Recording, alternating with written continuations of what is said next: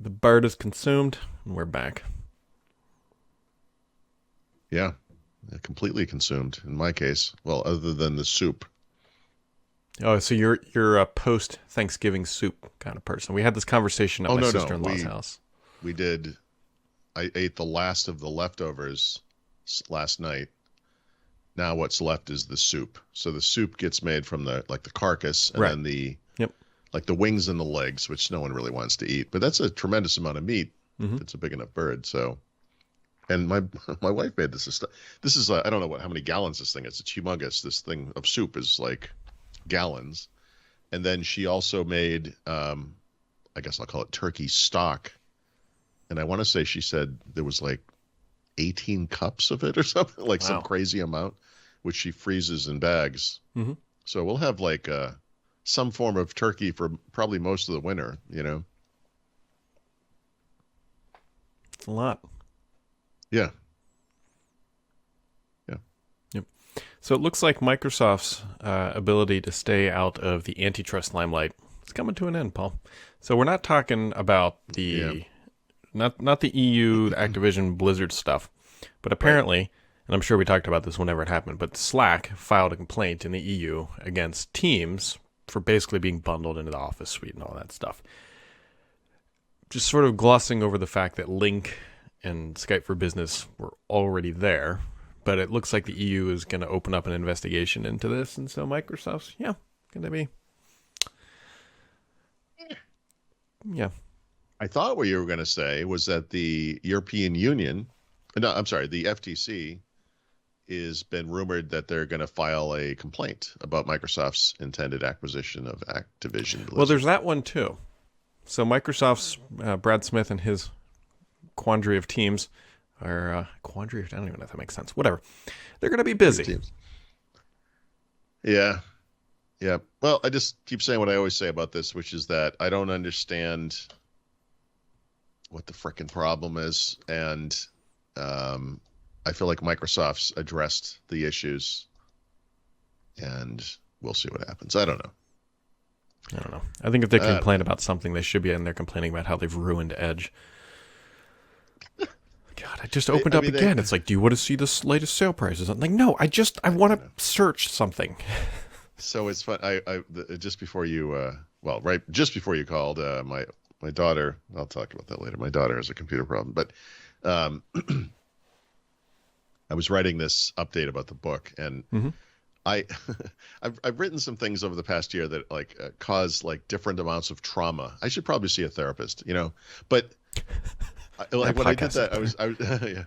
yeah, everyone who knows me is like, yeah, I'm surprised that's not a thing for you.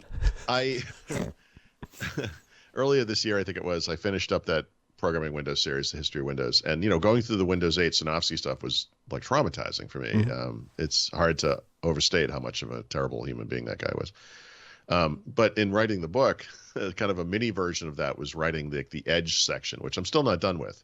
I had to, in the middle or 2/3 of the way through it, move on to other topics because I just can't take it. Mm-hmm. And Edge is a weird product because on the surface of things, it's fine, right? It's a web browser. It does all the browser things.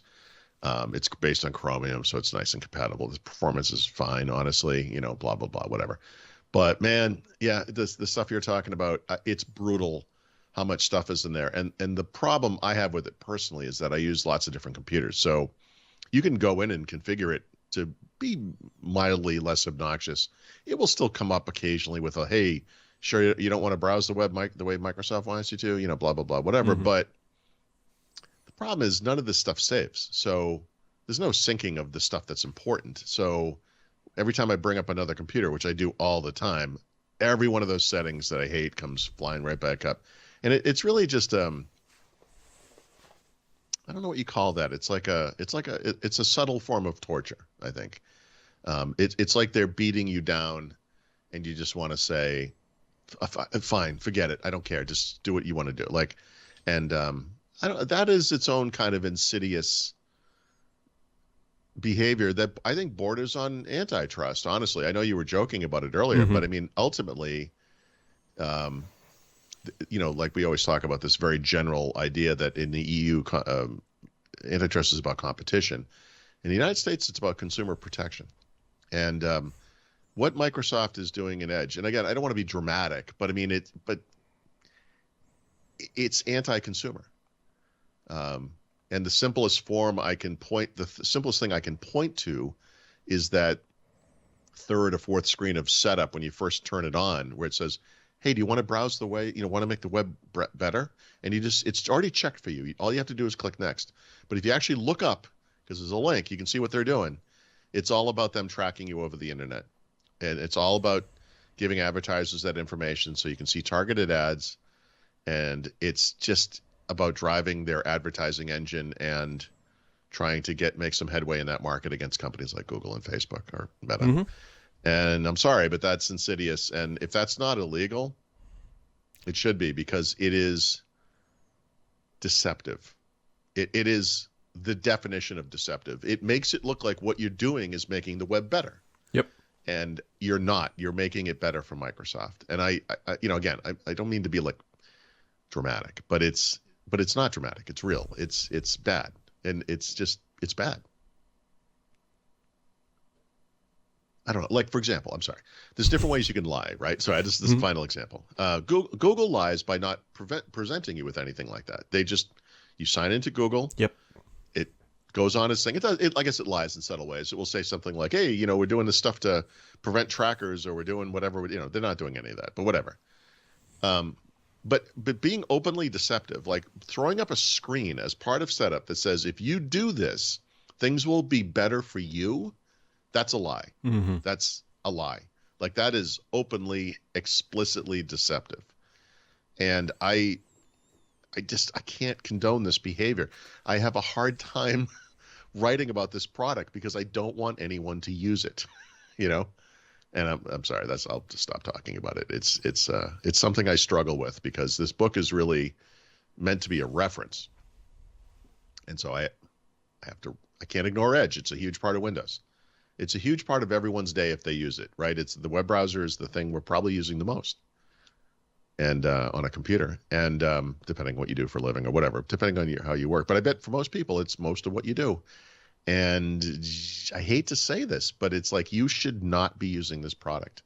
And of course, Windows is engineered to make you use it even when you don't want to. I will stop talking. I'm sorry. I could literally go on forever. I apologize.